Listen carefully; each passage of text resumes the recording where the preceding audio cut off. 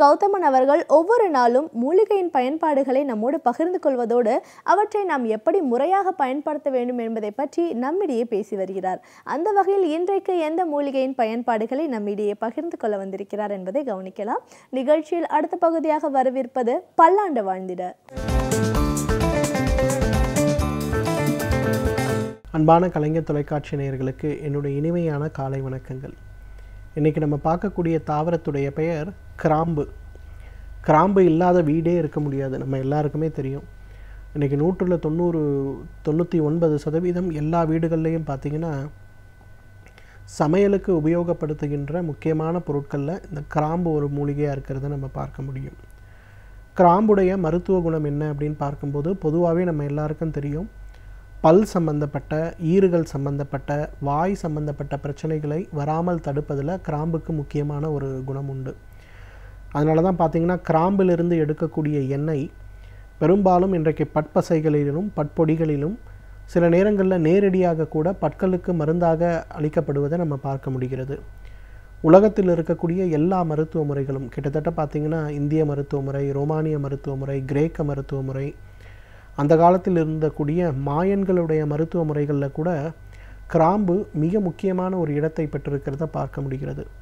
என்னதான் கிராம்புங்கிறது இந்தியாவுக்கு நேட்டிவான ஒரு மூலிகை அப்படின்னு நம்ம நினைத்து கொண்டு இருந்தாலும், ஆனால் அந்த காலத்தில் கிட்டத்தட்ட 10,000-20,000 ஆண்டுகளுக்கு முன்பு வாழ்ந்த மனிதர்கள் எவ்வாறு கிராம்புடைய மருத்துவ குணத்தை புரிந்து கொண்டு எல்லா கல்ச்சர்லேயும் அதை உபயோகப்படுத்தினாங்க அப்படிங்கிறது தெரியல. ஒரு மிக ஆச்சரியமான ஒரு கேள்வியாக தான் அது இருக்குது.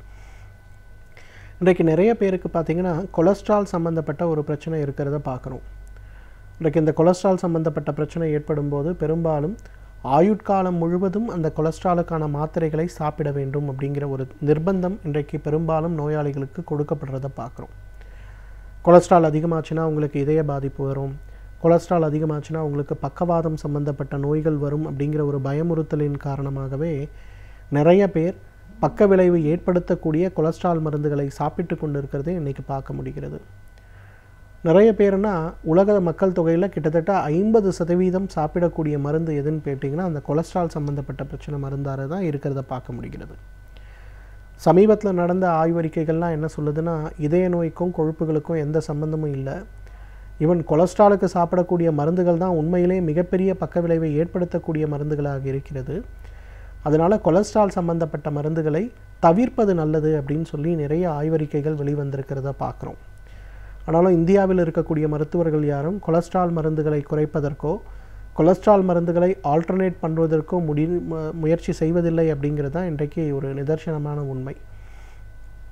அப்போ இயற்கை மருத்துவத்தில் கொலஸ்ட்ராலை குறைப்பதற்கு என்ன இருக்குது அப்படின்னு பார்க்கும்போது, கொலஸ்ட்ராலை குறைப்பதற்கு மிகச் சிறப்பான ஒரு மருந்து இருக்குன்னா அது கிராம்பு தான். இந்த கிராம்பு அப்படிங்கிறது நமக்கு தெரியும், ரொம்ப அழகாக சின்ன சின்ன ஒரு செடியிலிருந்து கிடைக்கக்கூடிய பூ மொட்டு தான் நம்ம கிராம்பாக உபயோகப்படுத்துகிறோம்.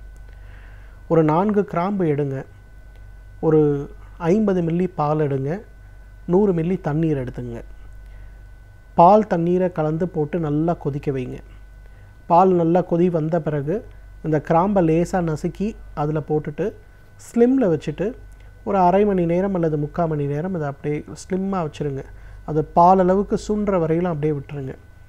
பால் பார்த்திங்கன்னா ஒரு பழுப்பு கலந்த வெள்ளை நிறமாக இருக்கும். அதுக்கப்புறம் அதை எடுத்து ஃபில்டர் பண்ணிவிட்டு நல்லா ஆற வைத்து கொதிக்கின்ற சூடில் அந்த பாலை காலையில் ஒரே ஒரு வேளை அப்படிங்கிற மாதிரி ஒரு 90 நாட்கள் யூஸ் பண்ணுங்கள்.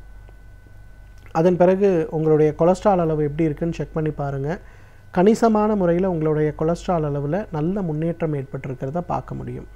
சில நேரங்களில் இதை உபயோகப்படுத்தினாலே கொலஸ்ட்ரால் நார்மலுக்கு வரதை நம்ம பார்க்க முடியும். ஏன்னா நிறைய பேர் எங்கிட்ட வரக்கூடியவர்கள் நிறைய பேர் நான் கொலஸ்ட்ராலுக்கு என்ன மாத்திரை சாப்பிட்ணும் அப்படின்னு சொல்லும்போது நான் சொல்லக்கூடிய சிம்பிளான ஹோம் ரெமெடி இதுதான். இதை உபயோகப்படுத்தி கொலஸ்ட்ராலுக்கு சாப்பிட்டு கொண்டிருந்த மாத்திரை, இதய பிரச்சனைக்காக சாப்பிட்டு கொண்டிருந்த மாத்திரைகளை அவர்களுடைய இதய மருத்துவர்களுடைய பரிந்துரையின் பேரிலேயே குறைத்தவர்கள் நிறைய பேர் இருக்கிறத நம்ம பார்க்குறோம். ஸோ அந்த வகையில் பார்த்திங்கன்னா கொலஸ்ட்ராலை குறைப்பதில் கிராம்பு ஒரு முக்கியமான மருந்து. இன்றைக்கு நிறைய பேருக்கு சிறுநீரக தொற்று அப்படின்னு சொல்லக்கூடிய யூரினரி ட்ராக் இன்ஃபெக்ஷன் இருக்கிறத நம்ம பார்க்குறோம். குறிப்பாக பெண்கள் மாதத்துக்கு ஒரு முறையாவது ஐயோ ஒன்றுக்கு இன்ஃபெக்ஷன் ஆயிடுச்சு, எனக்கு குளிர் ஜுரம் வருது, எனக்கு காய்ச்சல் வருது அப்படிம்பாங்க. அந்த மாதிரி இருக்கக்கூடிய பெண்கள்லாம் என்ன பண்ணலான்னா ஒரு 4 கிராம்புகள் எடுத்து நன்றாக அரைத்து பொடி செய்து ஒரு வாழைப்பழத்தை எடுத்து அதுக்குள்ளே அந்த கிராம்பை வச்சு அந்த வாழைப்பழத்தை ஒரு பால் மாதிரி பண்ணி அப்படியே விழுங்கிடலாம். இதை அவங்க செய்ய ஆரம்பித்து ஒரு வாரம் 10 நாள் ஆகும்போதே அடிக்கடி ஏற்படுகின்ற சிறுநீரக தொற்றில் ஒரு மிகப்பெரிய மாற்றம் ஏற்படுவதை நம்ம பார்க்க முடியும். ஏன்னா நிறைய பேர் பார்த்திங்கன்னா இந்த சிறுநீரக தொற்று ஏற்படும் போது மாதம் ஆன்டிபயோட்டிக்ஸு, ஒவ்வொரு டைமும் சிறுநீர் கழிக்கும்போது கடுமையான எரிச்சல், வலி, மருந்துகள் சாப்பிட்டும் வலிகளிலிருந்து விடியல் இல்லை, தொடர் பிரச்சனையாக இருக்கக்கூடிய பெண்களுக்கு இந்த சிறுநீரக தொற்றை நீக்கக்கூடிய ஒரு மிகச்சிறந்த மருந்து இந்த கிராம்பு. வயிறு குறையணும், என்னுடைய உடல் எடை குறையணும், என்னுடைய உடல் பருமன் குறையணும், திருமணத்திற்கு பிறகு என்னுடைய உடல் அதிகரித்து விட்டது, குழந்தை பிறப்பிற்கு பிறகு என்னுடைய வயிறு பெருசாகி விட்டது, இதை குறைப்பதற்கான முயற்சிகள் செய்யணும் அப்படின்னு சொல்லி கவலைப்படுகின்ற ஆண் பெண்கள் இன்றைக்கு நிறைய பேர் இருக்கிறத பார்க்குறோம். இந்த 2 பேருக்குமே உடலை குறைப்பதற்கான முயற்சிகள் நீங்கள் என்ன செய்தாலும் அது கூட இந்த கிராம்பிலிருந்து நான் சொல்கிற ஹோம் ரெமெடி ஒன்று மட்டும் சேர்த்து பண்ணுங்கள். உங்கள் உடல் எடை குறையக்கூடிய வேகம் மிக அதிகமாகிறத நம்ம பார்க்கலாம். உதாரணத்துக்கு சொல்லணுன்னா ஒரு 5 கிராம்பு எடுத்துக்கோங்க, சிறிதளவு பால், ஒரு ஸ்பூன் பால் சேர்த்து ஒரு கல்வத்தில் போட்டு இல்லை ஒரு சின்ன குழலியில் போட்டு அதை நல்லா அரைச்சி ஒரு பேஸ்ட் மாதிரி பண்ணிடுங்க. அதுக்கப்புறம் அதை எடுத்துகிட்டு கையில் போட்டு ஒரு உருண்டை மாதிரி பண்ணிங்கன்னா ஒரு சின்ன பட்டாணி அளவுக்கு இருக்கக்கூடிய உருண்டையாக அது மாறிடும். ராத்திரி சாப்பிட்டு எல்லாம் முடித்த பிறகு இந்த உருண்டையை சாப்பிட்டுட்டு ஒரு அரை கிளாஸ் பால் குடிச்சிருங்க. 6 மாத காலம் இதை தொடர்ந்து செஞ்சு பாருங்கள். அது கூடவே நீங்கள் செய்யக்கூடிய உணவு முறைகள், உடற்பயிற்சிகள் எல்லாத்தையும் செஞ்சு பாருங்கள். உங்களுடைய உடலில் கொழுப்புகள் சம்பந்தப்பட்ட விஷயங்கள், குறிப்பாக வயிறு, தொப்பை சம்பந்தப்பட்ட விஷயங்களில் மிகப்பெரிய மாறுதல்கள் ஏற்படுறதை பார்க்க முடியும். இன்றைக்கு நிறைய பேர் பார்த்திங்கன்னா பெண்கள் குறிப்பாக எங்கிட்ட வரவங்க சொல்லக்கூடிய கம்ப்ளைண்ட்டு, வயிறு குறைக்கணும், தொடைப்பகுதி குறைக்கணும், பிட்டப்பகுதி குறைக்கணும், இந்த 3 இடங்கள் ரொம்ப பெருசாக இருக்குது அப்படிம்பாங்க. அதை குறைப்பதற்கு நான் ஜிம்முக்கு போகிறேன், உடற்பயிற்சி செய்கிறேன், உணவு கட்டுப்பாடுகள் இருக்கேன், என்னென்னமோ பண்ணுறேன், எனக்கு ஒன்றுமே ஆகலை சார் அப்படிம்பாங்க. அவர்களுக்கு சிம்பிளாக நான் கொடுக்கக்கூடிய ஹோம் ரெமெடி இதுதான். 5 கிராம்பு, 1 டேபிள் ஸ்பூன் பால், கல்வத்திலிட்டு அரைத்து சிறு கோலி குண்டு மாதிரி பண்ணிக்கணும். இரவு உணவு முடிந்து படுக்கும்போது அதை அப்படியே விழுங்கிட்டு ஒரு அரை கிளாஸ் பால் குடிக்கணும். மன அழுத்தம், அதே போல் பதட்டம் சம்பந்தப்பட்ட, ஆங்ஸைட்டி சம்பந்தப்பட்ட பிரச்சனைகளுக்கு கூட இந்த கிராம்பு ஒரு மிகச்சிறந்த மருந்து. எனவே நேயர்களே, இந்த கிராம்புங்கிறது ஏதோ வாசனைக்காகவோ அல்லது சுவைக்காகவோ சேர்க்கப்படுகின்ற ஒரு பொருள் கிடையாது. உடலை ஆரோக்கியமாக வைத்திருப்பதற்கு சேர்க்கப்பட்ட மிகப்பெரிய ஒரு மருந்துன்னு சொல்லணும். கிரேக்கர்களும் ரோமானியர்களும் பார்த்திங்கன்னா மது அருந்தும் போது கிராம்பை பொடி செய்து அதில் தூவி அந்த ஒயின் தான் சாப்பிடுவாங்களாம், உடலுடைய ஆரோக்கியத்துக்காக, லிவரை ப்ரொடெக்ட் பண்ணுறதுக்காக. எனவே இந்த கிராம்பை ஒரு மருந்தாக அல்ல, ஒரு உணவாக தினசரி நாம் பயன்படுத்தி வந்தாலே நம்மாலும் பல்லாண்டு காலம் ஆரோக்கியமாக வாழ்ந்திட முடியும். சமூகத்தில் நடக்கும் நல்ல நிகழ்வுகளில் நம்முடைய பங்களிப்பை நாம் எவ்வாறு அளிக்கிறோமோ அதே போன்று தீயவைகளை தட்டி கேட்பதிலும் நம்முடைய பங்களிப்பை அளிக்க வேண்டும் என்கிறார் எழுத்தாளர் மனுஷபுத்திரன் அவர்கள். இன்றைக்கு என்ன சமூக பிரச்சனையை நம் கண்முன் கொண்டு வந்திருக்கிறார் என்பதை கவனிக்கலாம். நிகழ்ச்சியில் அடுத்த பகுதியாக வரவிருப்பது தீதும் நன்றும்.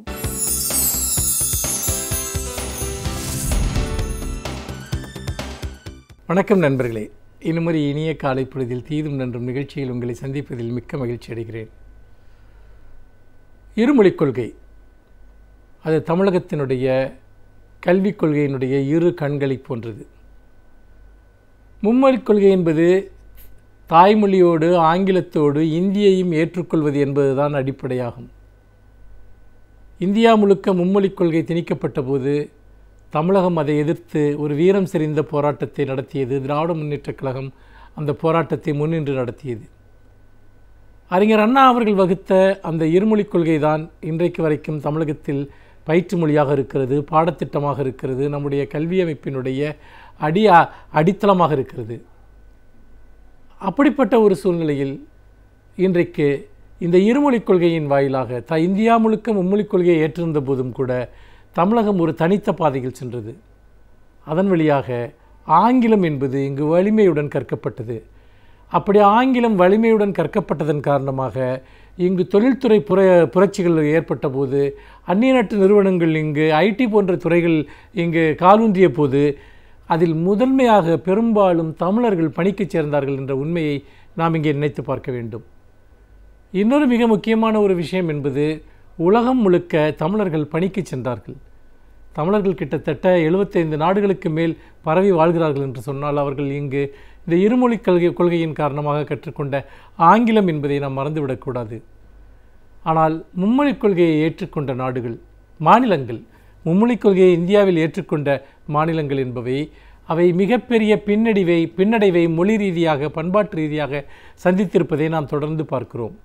முக்கியமாக மும்மொழிக் கொள்கை என்று வருகிற போது தாய்மொழி ஆங்கிலம் அல்லாத வேறு ஏதேனும் ஒரு மொழியை கற்றுக்கொள்ளலாம் என்று ஒப்புக்கு சொல்லப்பட்டாலும், உதாரணமாக தமிழ்நாட்டில் மும்மொழிக் கொள்கை கொண்டு வரப்பட்டால் தமிழ் ஆங்கிலத்தோடு நீங்கள் கன்னட மொழியையோ, மலையாள மொழியையோ, தெலுங்கையோ அல்லது உருதுவையோ அல்லது இந்தியையோ கற்றுக்கொள்ளலாம் என்று பேச்சுக்கு சொல்லப்பட்டாலும் கூட எல்லா மாநிலங்களிலும் 3வது மொழியாக இந்தியை கற்பிப்பதைத்தான் முதன்மையான நோக்கமாக கொண்டிருக்கிறார்கள். பிற மொழிகளில் மாணவர்கள் அந்த வகுப்புகளில் சேர்வதாக இருந்தால் கூட பெரும்பாலான பள்ளிகளில் அதற்கான ஆசிரியர்கள் கிடையாது. உதாரணமாக வட இந்தியாவை எடுத்துக்கொள்வோம். மும்மொழிக் கொள்கையின்படி தமிழை ஒருவர் பாடமாக தேர்ந்தெடுக்க வேண்டும் என்றால், ஒரே ஒரு மாணவர் ஒரு தமிழை பாடமாக தேர்ந்தெடுப்பதென்றால் அந்த தமிழ் ஆசிரியர் எங்கு இருக்கிறாரோ அந்த பள்ளியில் போய் தான் சேர வேண்டும். எல்லா அரசு பள்ளிகளிலும் வட இந்தியாவில் தமிழ் ஆசிரியர்களை வைத்திருப்பார்களா என்றால் நிச்சயமாக இல்லை. அப்படி பார்க்கிற போது இது நடைமுறையில் சாத்தியமற்ற ஒன்று. ஆனால் அவர்கள் நோக்கம் மும்மொழிக் கொள்கையில் 3வது மொழியாக இந்தி உட்பட எந்த மொழியை கற்றுக்கொள்ளலாம் என்று சொன்னாலும் கூட அடிப்படையில் அது இந்தி திணிப்பு என்பதுதான் அதனுடைய உண்மையான அர்த்தமாகும். நாம் இவ்வளவு காலம் இந்த மும்மொழிக் கொள்கையை கடுமையாக எதிர்த்து தமிழகம் வெற்றி பெற்று வந்திருக்கிறது. ஆனால் இப்பொழுது அதற்கு சாவுமணி அடிப்பதற்கு தமிழகத்தை ஆளக்கூடிய பாஜகவின் எடுபிடியாக செயல்பட்டு கொண்டிருக்கக்கூடிய எடப்பாடி பழனிசாமியினுடைய அரசு அதற்கான முயற்சியில் இறங்கியிருக்கிறது. அதாவது வரும் கல்வி ஆண்டில் மும்மொழிக் கொள்கையை தமிழ்நாட்டில் அமுல்படுத்துவது என்பதுதான் அவர்களுடைய திட்டம். அதற்கான பணிகளை அவர்கள் மேற்கொண்டிருக்கிறார்கள். இந்த அரசிற்கு தங்களுடைய மொழிக் கொள்கை என்று சொல்லிக்கொள்வதற்கு எந்த முதுகெலும்பும் கிடையாது. மாறாக பாஜக எப்படியெல்லாம் ஆட்டுவிக்கிறதோ அப்படியெல்லாம் இவர்கள் ஆடிக்கொண்டிருக்கிறார்கள். இந்தியை திணிப்பது மட்டுமல்ல, ஏற்கனவே பல்வேறு நம்முடைய கல்வி உரிமையை பறிப்பதற்கான பல்வேறு விஷயங்கள் நடந்து முடிந்துவிட்டன. நவோதயா பள்ளிகளுக்கு அனுமதி வழங்கப்பட்டு விட்டது. நீட் தேர்வின் மூலமாக நம்முடைய மாணவர்களுடைய அடிப்படை கல்வி உரிமை பறிக்கப்பட்டு விட்டது. அதாவது இன்னும் சொல்லப்போனால் மாநில பாடத்திட்டம் சார்ந்து, மாநில கல்வி சார்ந்து பயிலக்கூடிய மாணவர்களுக்கு ஒரு மிகப்பெரிய சாவுமணி அடிக்கப்பட்டிருக்கிறது. அந்த மாநில பாடத்திட்டத்திற்கே அடிக்கப்பட்டிருக்கிறது. அப்படி அதனுடைய ஒரு விளைவாகத்தான் நாம் அனிதாவினுடைய அந்த மரணத்தையும் நாம் பார்த்தோம். அப்படிப்பட்ட ஒரு சூழ்நிலையில் இப்பொழுது இந்தியையும் 3வது மொழியாக கொண்டு வந்து விட்டால், மும்மொழி திட்டம் என்கிற பெயரில், மும்மொழி கொள்கை என்கிற பெயரில் கொண்டு வந்து விட்டால் முற்றாக தமிழக அரசினுடைய ஒரு மொழி சார்ந்த உரிமை போராட்டத்தை ஒரு முடிவுக்கு கொண்டு வந்து விடலாம் என்பதுதான் மத்திய அரசினுடைய திட்டம். அதற்கு மாநில அரசும் ஒத்துழைக்க தயாராகிவிட்டது. இது உண்மையிலேயே தமிழக அரசினுடைய ஒரு தற்கொலை முயற்சி என்று தான் சொல்ல வேண்டும். ஏனென்று கேட்டால் பல மாநிலங்கள், நீங்கள் இப்பொழுது கர்நாடகாவை எடுத்துக்கொள்ளுங்கள், மேற்கு வங்கத்தை எடுத்துக்கொள்ளுங்கள், அங்கெல்லாம் மிக கடுமையாக இந்திக்கு எதிரான போராட்டங்கள் நடக்கின்றன. கேரளாவில் நடக்கிறது. அவர்களெல்லாம் இங்கு ஹிந்தியை தாங்கள் கற்றுக்கொண்டதன் காரணமாக தங்கள் மொழியினுடைய தனித்தன்மை அழிந்து போய்விட்டது என்று இன்றைக்கு பெரிய போராட்டத்தில் ஈடுபட்டிருக்கிறார்கள். அவர்கள் தாய்மொழியை கட்டாயமாக்கக்கூடிய ஒரு நிர்பந்தத்தில் இன்று அவர்கள் இருக்கிறார்கள். இந்தி பேசாத பல வடகிழக்கு மாநிலங்களில் கூட இந்த போராட்டம் இப்பொழுது உக்கிரமடைந்து வந்திருக்கிறது. இப்படி மற்ற மாநிலங்கள் எல்லாம் இந்திக்கு எதிராக கிளர்ந்து எழுந்து வரக்கூடிய ஒரு சூழலில் தமிழகம் மட்டும் தான் இதுவரைக்கும் அந்த பாதையிலிருந்து திரும்பி இன்றைக்கு மத்திய அரசு காட்டக்கூடிய பாதையில் செல்ல முயற்சிக்கிறது என்று சொன்னால் அது தன்னுடைய அனைத்து அடிப்படை கோட்பாடுகளையும் கைவிட்டு விட்டது. தன்னுடைய மொழி சார்ந்த, மாநில உரிமைகள் சார்ந்த, கல்வி சார்ந்த எல்லா உரிமைகளையும் அது கைவிட்டு விட்டது, அடகு வைத்து விட்டது என்றுதான் அர்த்தம்.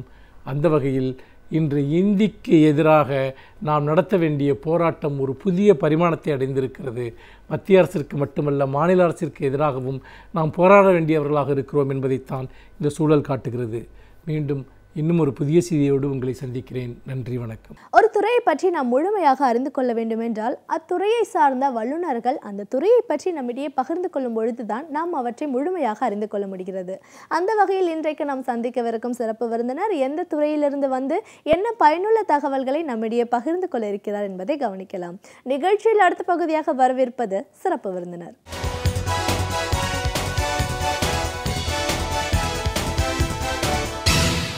வணக்கம் நேயர்களே, விடியலேவா நிகழ்ச்சியின் சிறப்பு விருந்தினருக்கான நேரம் இது. இன்றைய சிறப்பு விருந்தினர் நுரையீரல் சிறப்பு மருத்துவர் டாக்டர் எஸ் ஜெயராமன். ஒரு நுரையீரல் சிறப்பு மருத்துவராக நுரையீரலில் பாதிப்பு அப்படின்னா என்ன மாதிரியான ஒரு பாதிப்புகள் வரும், மழை காலம் பனிக்காலம்னு இந்த கால மாற்றங்கள் தகுந்த போது தொற்று வியாதிகள் ஏன் அதிகமாக பரவுது, அதிகமாக பிரச்சனைகள் இருக்கிறவங்க அதுக்கான முன்னெச்சரிக்கை நடவடிக்கைகளை எப்படி எடுக்கணும், எப்போ எடுக்கணும், இப்படி பல விஷயங்களை நம்ம டாக்டர் கிட்ட கேட்டு தெரிஞ்சுக்கலாம். வணக்கம் டாக்டர். வணக்கம் மேடம். வணக்கம். நுரையீரல் சிறப்பு மருத்துவராக எங்கள் நிகழ்ச்சிக்கு உங்களை முதல்ல வரவேற்கிறோம் டாக்டர். இப்போது நுரையீரல் சார்ந்த பிரச்சனைகள் அப்படின்னு நம்ம சொல்லும்போது பொதுவாக இது சார்ந்த மருத்துவம் அப்படின்னு பார்த்தீங்கன்னா தொற்று நோய் பாதிப்பு, அதனால் லங் இன்ஃபெக்ஷன்ஸ் வருதுன்னு சொல்கிறத பார்க்குறோம்.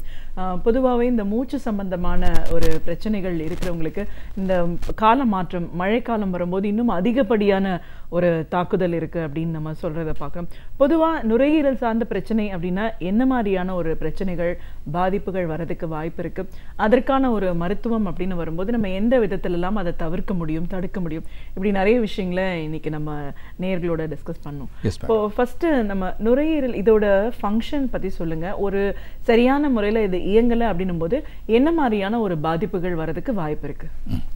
இந்த நுரையீரல் அப்படின்னு பார்க்கும்போது சுவாச மண்டலம், ரெஸ்பிரேட்டரி சிஸ்டம் அப்படின்னு சொல்லுவோம். இந்த ரெஸ்பிரேட்டரி சிஸ்டம் அப்படிங்கிறது பார்த்திங்கன்னா நோஸ்லேருந்து ஆரம்பித்து லங்ஸ் ஸ்கூலில் ஆல்வியோலை வரைக்கும் ரெஸ்பிரேட்டரி ட்ராக்ட் இருக்குது. இந்த ரெஸ்பிரேட்டரி ட்ராக்டில் வந்து நம்ம வந்து நார்மலாக மூச்சு உள்ளே இழுக்கிறோம், மூச்சு வெளியே விடுறோம். இது ரெஸ்பிரேஷன் சொல்லுவோம். மூச்சு இழுக்கும்போது ஆக்சிஜன் உள்ளே போகுது, மூச்சு வெளியே விடும்போது CO2 அப்படிங்கிற வேஸ்ட் ப்ராடக்ட் கேஸ் வந்து வெளியில் வரும். ஸோ இந்த நுரையீரல் வந்து முக்கியமான இந்த பணியை வந்து செஞ்சுக்கிட்டு இருக்கு. ஆக்சிஜன் உள்ளே அனுப்பிட்டு CO2 வந்து வெளியேற்றுறது. இதுதான் மிக முக்கியமான ஒன்று. இது மூச்சு பாதை வந்து நார்மலாக இருக்கணும். நார்மலாக இருந்தால் இந்த பணிகள் வந்து கரெக்டாக பண்ணிக்கிட்டே இருக்கும்.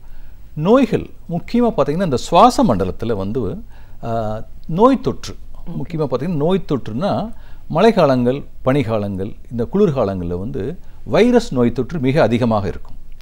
வைரஸ் நோய் தொற்று மட்டுமின்றி பாக்டீரியா அப்படிங்கிற ஒரு நுண்ணுயிர் நோய்க்கிருமி, வைரஸ் பாக்டீரியா ரெண்டுமே ஒரு நுண்ணுயிர் நோய்க்கிருமி தான். ஸோ ரெண்டு நோய் தொற்றுமே இந்த மழைக்காலங்கள் பனி மற்றும் குளிர்காலங்களில் அதிக அளவு. ஏன்னா இந்த தட்பவெப்பநிலை பார்த்திங்கன்னா இந்த கிளைமேட் அந்த வளர்ச்சி அந்த பாக்டீரியா பெருகிறதுக்கும் வைரஸ் ரெப்ளிகேட் அதிகமாக வர்றதுக்கும் வந்து இந்த சீசன் வந்து ரொம்ப உகந்ததாக இருக்குது. ஸோ அதனால் இந்த கிளைமேட்டில் மழைக்காலங்கள் பனி குளிர்காலங்களில் வைரஸ் அதிகமாக வந்து பெருகி பாக்டீரியா கிருமியும் அதிகமாக பெருகிறதுனால நம்ம காற்று மண்டலத்தில் வந்து தூசி புகை எல்லாமே இருக்கும். இது போக இந்த கிருமிகள் இந்த சீசனில் வர கிருமிகள் வைரஸ் மற்றும் பாக்டீரியா கிருமிகள் நம்ம சுவாசிக்கும் போது நோய் தொற்று ஏற்படும். சாதாரணமாக எல்லாருக்குமே ஏற்படலாம், ஒரு சில பேருக்கு மிக அதிகமாக ஏற்படும். அதிகமாக யாருக்கெல்லாம் நோய் தொற்று ஏற்படுது அப்படின்னா அதாவது சிறு வயதில், அதாவது 5 வயது வரைக்கும் நோய் தொற்று அதிகமாக இருக்கும். அப்புறம் பார்த்திங்கன்னா 50 வயதுக்கு மேலே நோய் தொற்று அதிகமாக இருக்கும். அது காரணம் வந்து இம்யூனிட்டி அப்படிங்கிற ஒரு நோய் எதிர்ப்பு சக்தி வந்து உடம்புல வந்து வயசானவங்களுக்கு வந்து கம்மியாகிட்டே போகும். அப்போ இந்த நோய் தாக்கம் எளிதாக நோய் தொற்று ஏற்படும். அந்த தாக்கம் வரும்போது அவங்களுக்கு வந்து அந்த சளி, இருமல், சில பேருக்கு வீசிங், சில பேருக்கு செஸ்ட் பெயின், சில பேருக்கு ஜுரம், சில பேருக்கு இருமும்போது சளி ரத்தம், இந்த மாதிரி அதிக அளவு வரும். இப்போ வைரஸ் கிருமி அப்படின்னு பார்க்கும்போது பார்த்தீங்கன்னா ஸ்வைன் ஃப்ளூ, இன்ஃப்ளூவன்ஸா அப்படிங்கிறது ஒரு வைரஸ். அதில் 3 வகையான வைரஸ் இருக்குது. ஏ வைரஸில் உள்ளது தான் அந்த H1N1 ஸ்வைன் ஃப்ளூ அப்படின்னு சொல்லுவோம். அந்த பாதிப்பு இந்த மழைக்காலங்கள் மிக அதிகமாக இருக்கும். ஸோ அந்த நோய் கிருமி உள்ளே போயிடுச்சுன்னா அவங்களுக்கு இருமல், சளி, தும்மல், ஜலதோஷம், மூச்சு விட சிரமம் இதெல்லாமே ஏற்படும் அவங்களுக்கு. மற்றும் பாக்டீரியா கிருமி உள்ளே போனாலும் இதே சிம்டம்ஸ் தான் இருக்கும். அதுவும் பேரும் நிமோனியா அப்படிங்கிறது வந்து நுரையீரல் நோய் தாக்கம், மூச்சுப்பாதையில் நோய் தொற்று, அதுதான் நிமோனியா, லங் இன்ஃபெக்ஷன் அப்படின்னு சொல்லுவோம். ஸோ இது வந்து இந்த மழைக்காலங்கள் அதிகமாக வர்றதுக்கு காரணம் வந்து இந்த தட்பவெப்பநிலை, இந்த சீதோஷ நிலை வந்து அந்த வளர்ச்சிக்கு மிக உகந்ததாக இருக்குது. அந்த பாக்டீரியா வளர்கிறதுக்கும் மற்ற கிருமிகள் வர்றதுக்கும் வைரஸ் பெருகிறதுக்கும் அதனால் இந்த சீசனில் வந்து அதிக அளவில் வந்து சளி பிடிக்கும். இம்யூனிட்டி குறைவாக உள்ளவங்களுக்கும் அதிக அளவில் சளி பிடிக்கும். ஸோ இந்த வைரஸ் நோய் தொற்று ஸ்வைன் ஃப்ளூ, பன்றிக் காய்ச்சல்னு சொல்லுவோம் தமிழில், அதேமாதிரி பாக்டீரியல் நிமோனியா வந்து நிமோனியா, நுரையீரல் நோய் தொற்று நிமோனியா அப்படின்னு சொல்லுவோம். அது வந்து ஸ்ட்ரெப்டோகாக்கஸ் அப்படிங்கிற பாக்டீரியானால காமனாக வரக்கூடியது. இந்த வியாதினால வந்து அதிக அளவில் வந்து நம்ம இன்ஃபெக்ஷன் நோய் தொற்று பார்க்குறோம். இது மட்டும் இல்லாமல் டிபி இன்ஃபெக்ஷன், டிபியும் ஒரு வகையான காச நோய் அப்படிங்கிறது அது ஒரு வகையான இன்ஃபெக்ஷன் தான். ஸோ அதுவும் வந்து பரவலாக வந்து காணப்படுது. மற்றும் சர்க்கரை வியாதி கட்டுப்படுத்தாத நிலைமை உள்ளவங்களுக்கு வந்து ஃபங்கல் இன்ஃபெக்ஷன், அஸ்பர்ஜிலோமா அப்படிங்கிற ஒரு ஃபங்கஸ் லங்ஸ்குள்ளே இருக்கும். அதுக்கும் நம்ம வந்து அதுவும் இதே மாதிரி சிம்டம்ஸ், இருமல், சளி, இளைப்பு, இந்த மாதிரிலாம் தொந்தரவு ஏற்படும். ஜுரம் மிக முக்கியமான சிம்டம்ஸ் இந்த மழைக்காலங்களில் வரக்கூடிய இந்த வைரஸ் மற்றும் பாக்டீரியா நோய்களுக்கு. இது வந்து நுரையீரல் சுவாசப்பாதையில் ஏற்படுற மிக முக்கியமான ஒன்று தான் இந்த நோய் தொற்று, பாக்டீரியா மற்றும் வைரஸ் கிருமினால வரக்கூடிய நோய் தொற்று அப்படிங்கிறது. இது மட்டும் இல்லாமல் மற்ற அலர்ஜி வியாதிகள் இருக்குது. ஆஸ்துமா மிக முக்கியமான அலர்ஜி வியாதி. புகைப்பழக்கத்தின் காரணமாக மற்றும் மாசுபட்ட காற்றை சுவாசிக்கிறதுனால வந்து COPD, chronic obstructive pulmonary disease, அது ஒரு வியாதி இருக்குது. அப்புறம் பார்த்திங்கன்னா நுரையீரல் புற்றுநோய், அதுவும் பரவலாக காணப்படக்கூடிய வியாதி. அப்புறம் மூச்சுப்பாதை அடைப்பின் காரணமாக தூங்கும் பொழுது வந்து மூச்சுப்பாதை அடைப்பு, அது வந்து ஸ்லீப் ஆப்னியா, தூக்கத்தில் சுவாச அடைப்பு, அதோடைய வெளிப்பாடு வந்து தூங்கும்போது இரவில் குரட்டை சப்தம் அதிகமாக வரும். அதனால் பகலில் வந்து சோர்வு, அதிக தூக்கம், இதெல்லாமே இருக்கும். இது வந்து ஒரு நுரையீரலில் ஏற்படுகிற முக்கியமான வியாதிகள். இதில் நோய் தொற்று அப்படின்னு பார்க்கும்போது வந்து virus pneumonia, bacterial pneumonia, fungus pneumonia, TB infection, இதெல்லாமே மிக முக்கியமான ஒரு நோய் தொற்று நுரையீரலில் ஏற்படக்கூடிய இதுக்கு. சிம்டம்ஸ் எல்லாம் ஒரே மாதிரி தான் இருக்கும். இருமல், சளி, ஜுரம், இப்படி எல்லாமே ஒரே மாதிரி இருக்கும். இன்ஃபெக்ஷியஸ் டிசீஸ் பற்றி பேசுவோம். இந்த நிமோனியா சொல்லியிருக்கீங்க. பொதுவாக இந்த பாக்டீரியானாலையும் நம்ம பாதிக்கப்படுறோம் வைரஸ். பட் வைரஸ் பாதிப்பு வந்து ரொம்ப தீவிரமாக இருக்குது அப்படின்னு நம்ம சொல்கிறத பார்க்குறோம் பாக்டீரியாவோட. ஸோ இப்போ இருக்கிற சூழலில் வந்து நம்ம இந்த டெங்கு ஃபீவர்லாம் அதிகமாக இருக்கிறத நம்ம சொல்லிட்டு இருக்கோம். இப்போ மழை வருதுன்றதுனால இன்னும் நிறைய கம்யூனிபல் டிசீஸ் வர்றதுக்கான வாய்ப்பு இருக்குன்னு போது இந்த வைரஸ் கிருமியினால் வர்ற பாதிப்பு அப்படின்னு வரும்போது எவ்வளோ தூரம் இது தீவிரமாக இருக்கும்? இதை நம்ம தடுக்கிறதுக்கான வழிமுறைகள் என்ன? பொதுவாக பார்த்தீங்கன்னா வைரஸ் நோய் தொற்று வர்றவங்களுக்கு வந்து மிக குறுகிய காலத்தில் வந்து வேகமாக இந்த வைரஸ் ரெப்ளிகேட், வைரஸ் பெருகி இந்த நுரையீரலில் சுவாசப்பாதை அடைப்பின் ஏற்படுத்துறதுனால அவங்களுக்கு சிம்டம்ஸ் பார்த்திங்கன்னா அதிகமாக இருக்கும், தீவிரமாக இருக்கும். இருமல், சளி, உடனடியாக மூச்சு வாங்குற தொந்தரவு மிக அதிகமாக இருக்கும். அதுக்கு வந்து வைரஸ் இந்த தட்பவெப்பநிலையில் மிக அதிக அளவில் பெருகிறதுக்கு ஒரு காரணம். அதில் வந்து வைரஸ் வந்து சாதாரண வைரஸ் இருக்குது, வெரி விர்லண்ட் வைரஸ். விர்லண்ட்னா ரொம்ப சீரியஸ் வைரஸ். அது ரேபிடாக அதிகமாக வேறு ஃபாஸ்ட்டாக ரொம்ப வேகமாக அது வந்து நுரையீரலில் மூச்சுப்பாதையில் பெருகிறதுனால அவங்களுக்கு அதிகமான அளவு சளி சேர்றது, அதிகமான அளவு மூச்சு விட சிரமப்படுறது, அதிக தொந்தரவு கொடுத்து அவங்களுக்கு நுரையீரல் வந்து செயலை கூட செஞ்சிடும். ஒரு சில பேருக்கு பார்த்தீங்கன்னா நுரையீரல் அந்த வைரஸ் நிமோனியா, ஃப்ளூ நிமோனியா ரொம்ப அதிகமாகி உயிர்க்கே ஆபத்து ஏற்படக்கூடிய நிலைமையில் ARTS, acute respiratory distress syndrome, அது ஒரு நுரையீரல் செயலிழந்து ஃபெயிலியர், அந்த மாதிரி சுச்சுவேஷனில் நம்ம வந்து ஒரு ஐசியூவில் அட்மிட் பண்ணி செயற்கை சுவாசம், வென்டிலேட்டர், இந்த மாதிரி ஒரு சிறப்பு சிகிச்சையெல்லாம் கொடுத்தா தான் நோயாளிகள் வந்து நம்ம வந்து காப்பாற்ற முடியும். சாதாரண ஆரம்ப கட்டத்திலேயே நமக்கு வைரஸ் நிமோனியா, ஃப்ளூ காய்ச்சல் இருந்ததுன்னா ஒரு 2 நாள் 3 நாளே நமக்கு தெரியும். அப்போவுமே நம்ம வந்து பரிசோதனை மேற்கொள்ளணும். வைரஸ் நிமோனியா, ஸ்வைன் ஃப்ளூ நிமோனியானா ஆரம்ப கட்டத்திலேயே நமக்கு வந்து த்ரோட் ஸ்வாப், ஒரு தொண்டை பகுதியில் சளி எடுத்து நம்ம பரிச்சை பண்ணுறது, அதுலேயே நமக்கு தெரியும் பாசிட்டிவாக நெகட்டிவாக தெரியும். அதன் மூலமாக நம்ம சிகிச்சை அளிக்கும்போது அவங்களுக்கு சீக்கிரமாக வந்து அவங்களுக்கு முன்னேறிடுவாங்க. லேட் ஸ்டேஜில் அதிகமான நோய் அதிகமாகிடுச்சு அப்படின்னு வரும்போது தான், ஹாஸ்பிட்டலில் வரும்போது தான் அவங்களுக்கு இந்த மாதிரி சிறப்பு சிகிச்சை ஐசியூவில் அட்மிட் பண்ணியெல்லாம் கொடுக்க வேண்டியிருக்கும். ஸோ இது வந்து இந்த வைரஸ் நிமோனியா அப்படிங்கிறது பார்த்திங்கன்னா மிக ரேபிடாக, ஃபாஸ்ட்டாக, ரொம்ப அதிகமாக வளரக்கூடிய ஒரு கிருமி தொற்று. இது வந்து பாக்டீரியா வந்து கொஞ்சம் ஸ்லோவாக ஆரம்பிக்கும். ரெண்டுத்தும் வேகம் பார்த்திங்கன்னா வைரஸ் வந்து மிக அதிகமான வேகம் ஃபாஸ்ட்டாக வரும், பாக்டீரியா வந்து கொஞ்சம் மெதுவாக வரும். ஆனால் அதுக்கும் வந்து சிறப்பு சிகிச்சைகள் எல்லாமே கரெக்டாக நம்ம எடுத்தாச்சுன்னா மற்ற காம்ப்ளிகேஷன்ஸ் இந்த வியாதியோடைய அதிக முத்தாதான் பார்த்துக்கலாம் நம்ம வந்து. ஸோ இப்போ லங்ஸை வந்து அது தாக்குது அப்படின்னும் போது நம்மளுக்கு மூச்சு திணறல் தான் அதிகபட்ச இது, அதனால தான் நம்மளுக்கு சிவியர் கேர் தேவைப்படுது அப்படின்னு சொல்லியிருக்கீங்க. மூச்சு திணறல் இப்போது நம்ம நிறைய தடுப்பூசிகள்லாம் நம்ம பார்க்குறோம், இதெல்லாம் நம்ம தடுக்கலாம் வராமல் நம்ம பார்த்தோம். நடுவில் இந்த பன்றிக் காய்ச்சல்லாம் சொல்லும் போது கூட அதுக்கான ஒரு வேக்சின்ஸ்லாமும் இருந்ததை பார்க்குறோம். இப்போது இருக்கிற இந்த சூழலில் இப்போ இந்த மாதிரியான தொற்று நோய் பரவக்கூடிய காலகட்டத்தில் இதற்கான வேக்சின் அப்படின்ற வழிமுறைகள் இருக்கா? இருக்குது மேடம். இந்த மழை காலங்கள், பனி மற்றும் குளிர்காலங்களில் நோய் தொற்று வராமல் இருக்கிறதுக்கு தடுப்பூசிகள் 2 வகையான தடுப்பூசிகள் இருக்குது. ஒன்று வந்து வைரஸ் நோய் தொற்று வராமல் இருக்கிறதுக்கு ஃப்ளூ வேக்சின், இன்ஃப்ளூவன்ஸா வேக்சின். இந்த வேக்சின்ஸ் வந்து ஆண்டுதோறும் மழை காலத்துக்கு முன்னால் இந்த செப்டம்பர் மாதம் இல்லைன்னா அக்டோபர் மாதம் எடுத்துக்கணும், வருஷம் எடுக்கணும். இந்த வைரஸ் தொற்று ஊசி வராமல் இருக்கிறதுக்கு யாருக்கெல்லாம் எடுக்கணும்னு பார்த்தீங்கன்னா 50 வயதுக்கு மேலே எல்லாருமே எடுத்துக்கலாம், எல்லாருமே எடுக்கணும். 50 வயது கீழே நாள்பட்ட வியாதிகள், அதிக நாள் நுரையீரல் வியாதிகள், இப்போ ஆஸ்துமா, சிஓபிடி, டிபி, நுரையீரல் புற்றுநோய் மற்றும் நாள்பட்ட கிட்னி சிறுநீரக வியாதி, நாள்பட்ட இருதய வியாதி, நாள்பட்ட லிவர் டிசீஸ் கல்லீரல் வியாதி, கேன்சர் வியாதி, இப்படி நாள்பட்ட வியாதிகள் யாருக்கெல்லாம் இருக்கோ, டயபெட்டிஸ் சக்கரை வியாதி, இப்படி அவங்களுக்கு இருக்கிறவங்களுக்கு நம்ம இந்த தடுப்பூசியை 50 வயசு கீழே உள்ளவங்களுக்கு கொடுப்போம். 50 வயசுக்கு மேலே எல்லாருமே இந்த flu shot, flu influenza vaccines, virus vaccine, swine flu பன்றிக்காய்ச்சல் வேக்சின்ஸ், இது ஆண்டுதோறும் ஒவ்வொரு வருஷமும் எடுத்துக்கணும். இதே மாதிரி பாக்டீரியல் நிமோனியா, ஸ்ட்ரெப்டோகாக்கல் நிமோனியா வராமல் இருக்கிறதுக்கும் நமக்கு தடுப்பூசி இருக்குது. அது 3 டோஸ்னால் ஃபர்ஸ்ட் டோஸ் போட்டு முடிச்சதுக்கப்புறம் 1 வருஷம் கழிச்சு ஒரு டோஸ் போடணும். 5 ஆண்டுக்கு அப்புறம் ஒரு பூஸ்டர் டோஸ், இந்த பாக்டீரியல் நிமோனியா வராமல் இருக்கிறதுக்கு.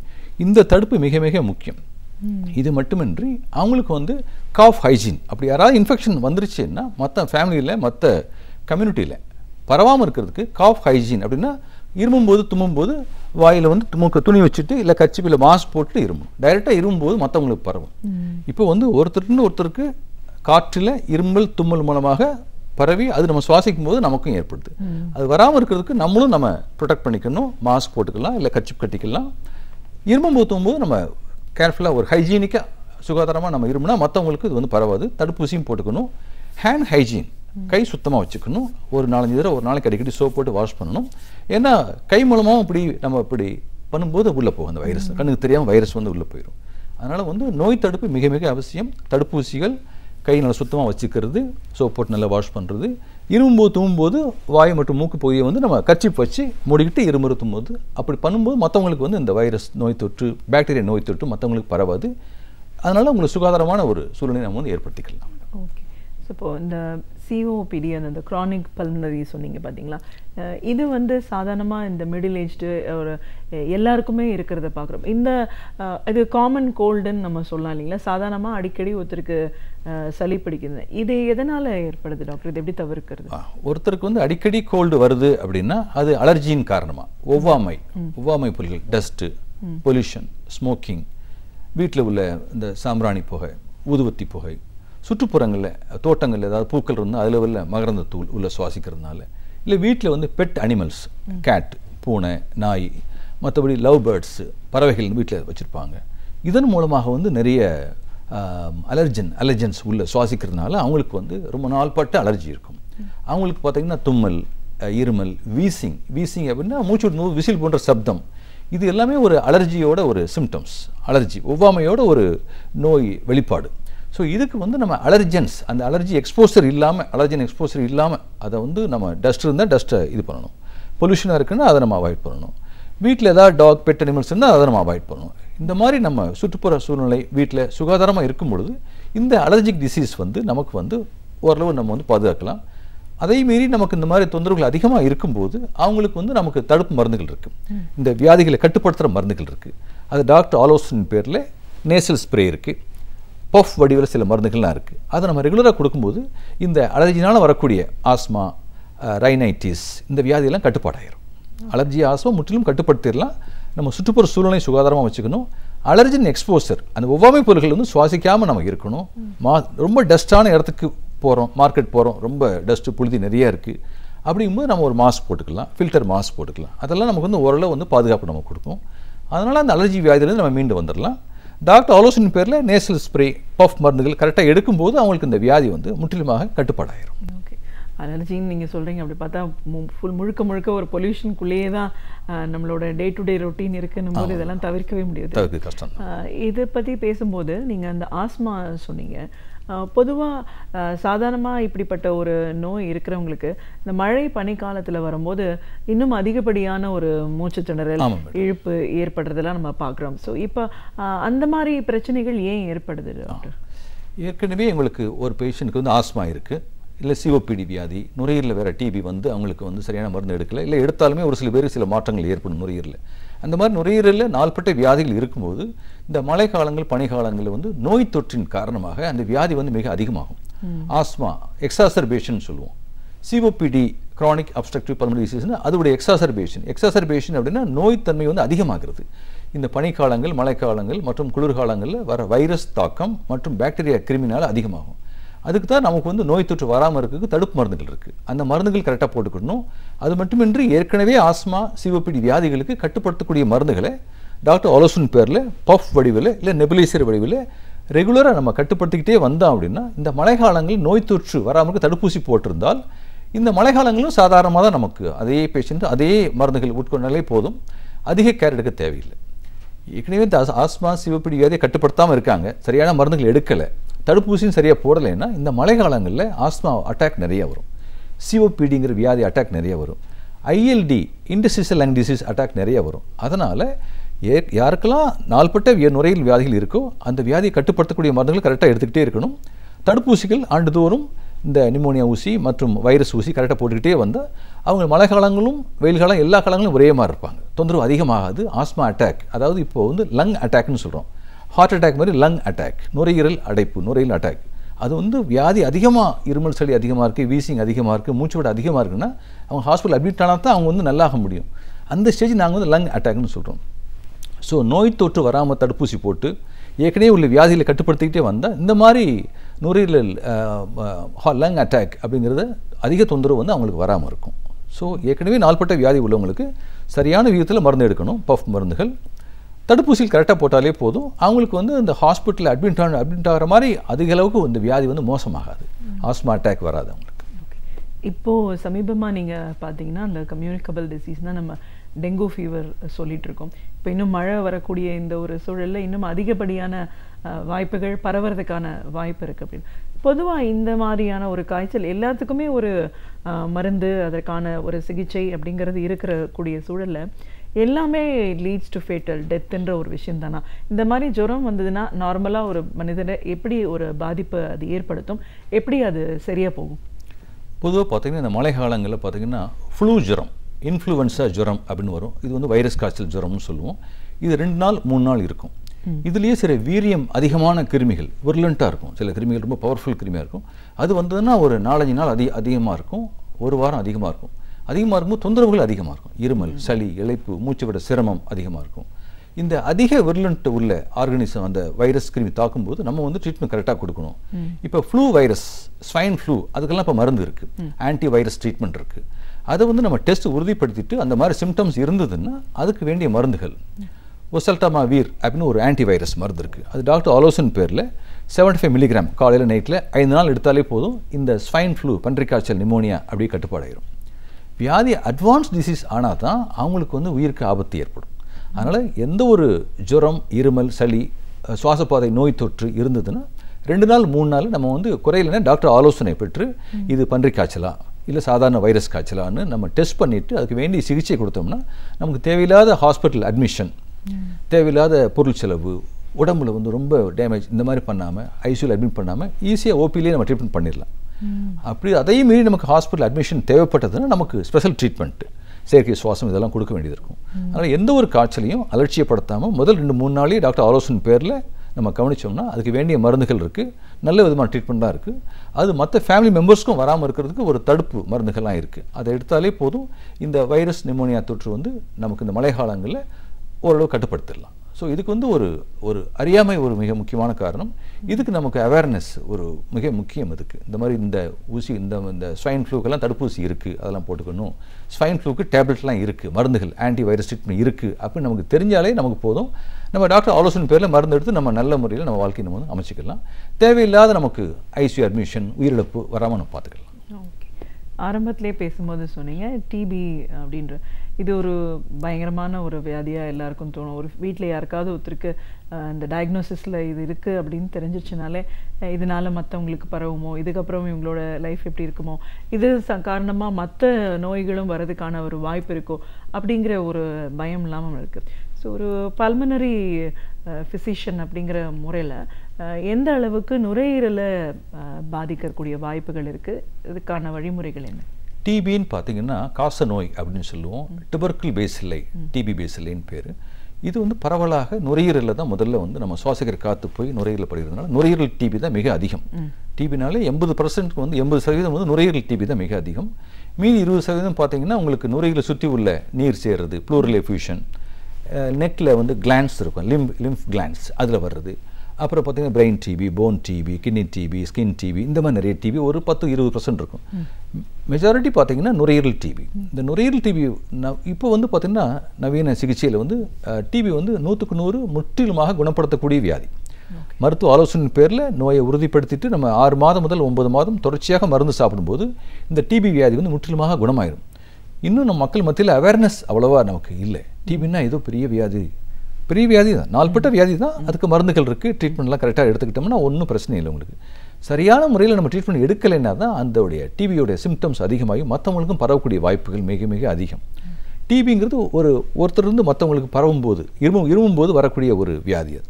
அதனால் வீட்டில் யாருக்காவது ஒருத்தர் டிபி இருந்ததுன்னா அவங்களுக்கு நம்ம டெஸ்ட் பண்ணி சளி பரிசோதனை, எக்ஸ்ரே பரிசோதனை, யாருக்கெல்லாம் இருமல் சளி தொடர்ச்சியாக ஒரு 10 நாள் 2 வாரத்துக்கு மேலே இருக்கோ, யாருக்கெல்லாம் அவங்களுக்கு வயிறு பசி இல்லாமல் வெயிட் லாஸ் இருக்கோ, யாருக்கெல்லாம் இரும்பு சளி ரத்தம் வருதோ அவங்களுக்கு எல்லாமே வந்து ஒரு சளி பரிசோதனை, ஒரு செஸ்ட் எக்ஸ்ரே எடுத்து பார்க்கும்போது எங்களுக்கு தெரியும் டிபி இருக்கா இல்லையான்னு. அதை உறுதிப்படுத்திட்டு நம்ம பிளட் டெஸ்ட் பண்ணிவிட்டு அவங்களுக்கு ஒரு 6 மாதம் முதல் 9 மாதம் கரெக்டாக மருந்து கொடுத்தோம்னா முற்றிலுமாக அந்த டிபி வியாதி வந்து குணமாயிரும்.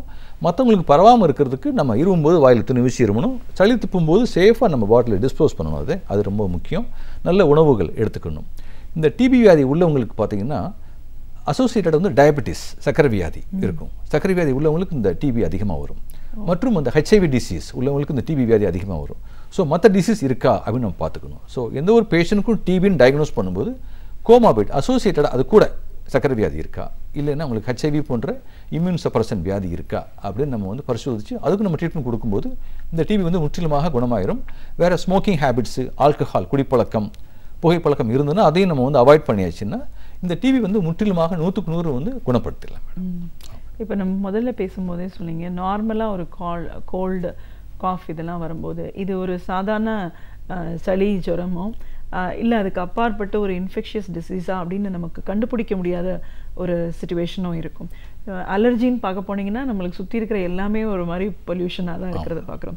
ஸோ இப்போ இந்த காமனாக வந்துட்டு இதுவே ஒரு 1 வீக்கில் சரியாக போயிடும் அப்படிங்கிறத தாண்டி இது சம்திங் சீரியஸ் அப்படிங்கிறது நம்ம எப்படி நோட்டீஸ் பண்ண முடியும்?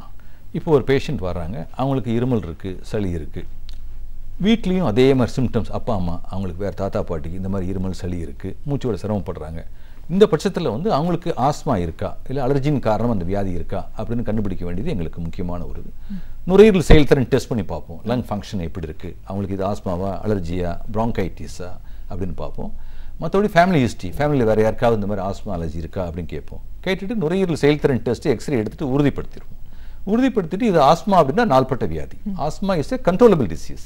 ஆஸ்மா வந்து ஒரு முழுமையாக கட்டுப்படுத்தக்கூடிய வியாதி, குணமாகிற வியாதி இல்லை. அப்பப்போ வரும் போகும், இருமல் வீசிங்க வந்துக்கிட்டே இருக்கும். அது வந்து நம்ம அலர்ஜன்ஸ் எக்ஸ்போசரை நம்ம கட்டுப்படுத்தணும், இந்த தடுப்பூசிகள் போட்டுக்கணும், பஃப் மருந்துகள் ரெகுலராக எடுக்கணும். இது கண்ட்ரோலபிள் டிசீஸ் தான், கண்ட்ரோலபிள். இப்போ ஒருத்தருக்கு இருமல் சளி ஜுரம் வருது, அவங்களுக்கு இருமும்போது லேசாக ரத்தம் வருது, இது என்ன வியாதி? சாதாரண ப்ராங்கைட்டிஸ்லையும் சில பேருக்கு ரத்தம் வரும். டிபி நுரையீரலில் காசனம் இருந்தாலும் ரத்தம் வரும், நுரையீரல் புற்றுநோய் இருந்தாலும் ரத்தம் வரும். இது யாருக்கெல்லாம் வருது அப்படின்னு நான் உங்களுக்கு ஹிஸ்ட்ரி கேட்கும்போது எங்களுக்கு தெரியும். ஒரு 40 வயது ஒருத்தருக்கு வந்து இருமல் சளியில் ரத்தம் வருது, ஆனால் அவருக்கு புகைப்பழக்கம் இருக்குது அப்படின்னா எங்களுடைய முதல் டயக்னோசிஸ் வந்து நுரையீரல் புற்றுநோயாக இருக்கலாம், இல்லை டிபியாக இருக்கலாம் அப்படின்னு சொல்லி நாங்கள் ஒரு நுரையீரல் செஸ்ட் எக்ஸ்ரே, தேவைப்பட்டால் சிடி ஸ்கேன் பார்க்கும்போது எங்களுக்கு தெரியும் இந்த பேஷண்ட்டுக்கு டிபி இருக்கா இல்லை கேன்சர் இருக்கா அப்படின்னு தெரியும். மற்றும் சளி பரிசோதனை, பிராங்கோஸ்கோப்பிங்கிற ஒரு எண்டாஸ்கோபி டெஸ்ட் பண்ணி சளி நம்ம எடுத்து இல்லை பயாப்சி எடுத்து பார்க்கும்போது எங்களுக்கு தெரியும் இது டிபியா இல்லைன்னா கேன்சரா அப்படின்னு தெரியும். ஸோ இந்த முறையில் நாங்கள் டயக்னோசிஸ் பண்ணியாச்சுன்னா அவங்களுக்கு டிபி ட்ரீட்மெண்ட்னா ஒரு 6 மாதம் முதல் 9 மாதம் வரை டிபி ட்ரீட்மெண்ட் கொடுத்துருவோம். லங் கேன்சர், நுரையீரல் புற்றுநோய், ஆரம்பகட்ட கேன்சர் அப்படின்னா அவங்களுக்கு வந்து அறுவை சிகிச்சை இருக்குது. பிராங்கோஸ்கோப் பண்ணி என்ன செல்னா கண்டுபிடிப்போம், என்ன கேன்சர் பார்த்துட்டு ஆரம்ப ஸ்டேஜ்னா ஒரு நுரையீரலில் ஒரு இடத்துல மட்டும் இருந்ததுன்னா நம்ம அந்த அறுவை சிகிச்சை மூலமாக அந்த லோபக்டமி அப்படிங்கிற ஆப்ரேஷன் பண்ணிடலாம். தேவைப்பட்டால் அவங்களுக்கு கீமோதெரப்பி, ரேடியோதெரப்பி சிகிச்சை கொடுத்து அவங்களுக்கு கரெக்டான முறையில் டயக்னோஸ் பண்ண முடியும்.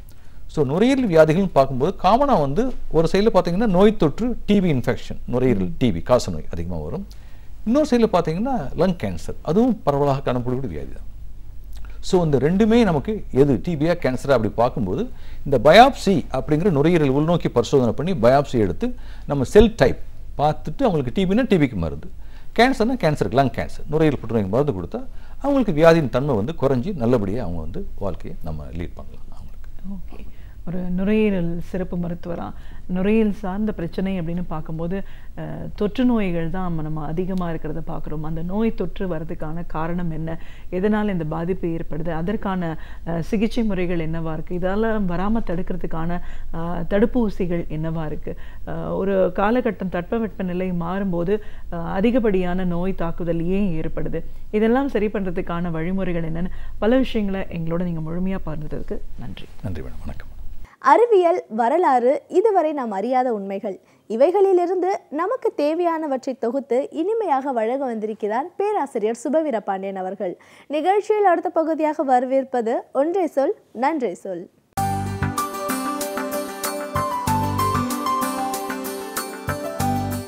அனைவருக்கும் என் அன்பு வணக்கம். காதலை பாடாத கவிஞர்கள் உலகத்தில் இல்லை, எந்த மொழியிலும் இல்லை. யார் ஒரு கவிஞராக ஆனாலும் முதலில் எழுதுகிற கவிதை காதல் கவிதையாகத்தான் இருக்கும். அதுதான் இயல்பு. காரணம், எழுத தொடங்குவது 16-17 வயதில் என்று வைத்துக்கொண்டால் அது கவிதை மலர்கிற வயது என்பதை விட காதல் மலர்கிற வயது என்பதுதான் சரி. எனவே தொடக்கத்தில் அத்தனை பேரும் காதல் கவிதைகள் தான் எழுதியிருப்பார்கள். அதைவிட குறிப்பிடத்தக்க செய்தி என்ன என்றால், அத்தனை பேரும் இளையவர்களின் காதலை பற்றி மட்டும்தான் எழுதியிருப்பார்கள். அந்த காதல் என்பதே இளையவர்களுக்கு உரியது என்பதுதான் நம் நெஞ்சில் படிந்து கிடக்கிற செய்தி. வயதானவர்கள் யாரும் காதலித்து கொண்டிருப்பதில்லை, இளைஞர்கள் தான் காதலிக்கிறார்கள் என்று நாம் கருதுகிறோம். இளைஞர்கள் தான் காதலிக்க வேண்டும் என்று நாம் விதி கூட வைத்திருக்கிறோம். ஆனால் இந்த விதிகளையெல்லாம் மீறி புரட்சி கவிஞர் பாரதிதாசன் எழுதியிருக்கிற ஒரு காதல் கவிதை அல்லது ஒரு காதல் காப்பியம் நம் நெஞ்சத்தை விட்டு என்றும் அகலாததாக இருக்கிறது. காதலை பற்றி படிக்க விரும்புகிற ஒவ்வொருவரும் அதனை படித்தாக வேண்டும். குடும்ப விளக்கு என்னும் ஒரு நூலை புரட்சி கவிஞர் தந்திருக்கிறார், நமக்கு தெரியும். அது 5 பாகங்களை கொண்டது. அதில் 5வது பாகம் முதியோர் காதல் என்பது. நாம் அறிந்த வரையில் வேறு யாரும் வேறு மொழியில் கூட முதியோர் காதலை எழுதியிருக்கிறார்களா என்று தெரியவில்லை. தெரிந்தால் அதனையும் படித்து இதனோடு நாம் ஒப்பிட்டு பார்க்கலாம். முதியோர் காதலை என்பதை பல பாடல்களில் எழுதியிருக்கிறார். அந்த குடும்ப விளக்கு என்பது ஒரு காப்பியம். அதில் வருகிற மணவடவர் என்கிற அந்த பாத்திரத்தினுடைய வயதான காலம் எப்படி இருக்கிறது என்பதை அந்த பாட்டு சொல்லும். 2 பேரும் இருக்கிறார்கள். பாரதிதாசன் அவர்களினுடைய அந்த கவிதை வரிகளை படிக்கிற போது 2 பேரும் குறைந்தது ஒரு 80 அகவையை தாண்டியவர்களாக இருக்கிறார்கள். 2 பேருக்கும் இடையிலே அத்தனை அன்பு இன்னமும் மிச்சப்பட்டிருக்கிறது. அவர்களின் உடலெல்லாம் தளர்ந்து போய்விட்டது. ஆனால் அன்பு தளர்ந்து போகவில்லை. இருவரும் ஒருவரை ஒருவர் எப்படி நேசிக்கிறார்கள் என்பதைத்தான் அந்த முதியோர் காதல் என்கிற அந்த பாடல்கள் நமக்கு சொல்லுகின்றன. ஒவ்வொரு பாட்டும் நமக்கு ஒரு புதிய அனுபவத்தை தருகிறது. காரணம், நாம் படித்திருக்கிற காதல் கவிதைகளெல்லாம் இளையவர்களின் காதலை பற்றியது தான். இளமை துள்ளும் காலத்தில் காதல் வரும் என்பது இயற்கை. அந்த காதலை பற்றி பாடுகிற போது கவிஞனுக்கு கூட ஒரு துள்ளல் வரும் என்பதும் இயற்கை. ஆனால் எல்லாம் முடிந்து போன காலத்தில் 80-85 வயதை தாண்டியவர்களினுடைய காதலை யார் பாடுவார்கள்? பாரதிதாசன் தான் பாடியிருக்கிறார். அந்த பாடலினுடைய ஒவ்வொரு பாட்டும் நம்மை சிந்திக்க வைக்கிறது. அவர் சொல்லுகிறார், செம்மாதுடை பிளந்தது போல சிரிப்பு ஒலி கேட்டது அந்நாள். இன்றைக்கு அப்படியெல்லாம் அவள் சிரித்து நான் கேட்கவில்லை. ஆனாலும் பேரன் பேத்திகள் அம்மாயி என்று அழைக்கிற போது மெலிதாய் ஒரு சிரிப்பு வருகிறதே, அந்த சிரிப்பு சத்தம் இப்போதும் எனக்கு சங்கீதமாய்த்தான் ஒலிக்கிறது. 2 பேருக்கும் எல்லா உறுப்புகளும் ஓய்ந்து போய்விட்டன. அந்த பாட்டி நினைப்பதைப் போல ஒரு பாட்டை பாரதிதாசன் எழுதியிருக்கிறார். அறம் செய்த கைகள் ஓயும். கை ஓய்ந்து போய்விட்டது. அறம் செய்த கைகள் ஓயும். மக்களை அன்பால் தூக்கி புறம் சென்ற கால்கள் ஓயும். செந்தமிழ் புலவர் சொல்லின் திறன் கேட்ட செவிகள் ஓயும். செயல் கொண்ட கண்ணும் ஓயும். மரவரை சுமந்த என் மனம் மட்டும் ஓய்வதில்லை என்று ஒரு பாட்டு திரும்ப திரும்ப படித்தால் மிகப்பெரிய சுவை தருகிற பாட்டாக, வாழ்வினுடைய இன்னொரு பகுதியை காட்டுகிற பாட்டாக அது அமைந்திருக்கிறது. அதில் கூட ஒவ்வொரு சொல்லையும் புரட்சி கவிஞர் சிந்தித்து தான் எழுதியிருக்கிறார் என்று தோன்றுகிறது. எல்லா செயல்களையும் செய்த கைகள் ஓய்ந்து போய்விட்டன என்று அவர் எழுதவில்லை. அறம் செய்த கைகள் ஓயும் என்கிறார். இந்த கை என்பதே அறம் செய்வதற்கு தான். அறம் செய்த கைகள் ஓயும். கைகளுக்கு எது இன்பம் என்றால் அறம் செய்வதுதான் இன்பம். அது ஓய்ந்து போய்விட்டது. அன்பால் மக்களை தோளில் தூக்கி புறம் சென்ற கால்கள் ஓயும். கால்களுக்கு எது இன்பம் என்றால் சுமை சுமந்து நடப்பது இன்பம். எப்படிப்பட்ட சுமை என்றால் பிள்ளைகளை சுமையாய் சுமந்து நடந்தால் அது இன்பம். பிள்ளைகளை அன்பால் தோளில் தூக்கி போட்டு கொண்டு நடக்கிற போது அந்த இன்பம் அந்த கால்களும் ஓய்ந்து போய்விட்டன.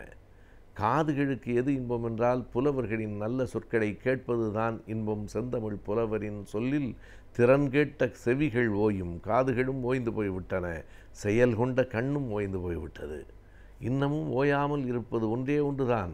கை, கால், காது, கண், உடல் எல்லாம் சோர்ந்து போய்விட்ட பிறகும் மறவரை சுமந்த என்றன் மனம் மட்டும் ஓய்வதில்லை.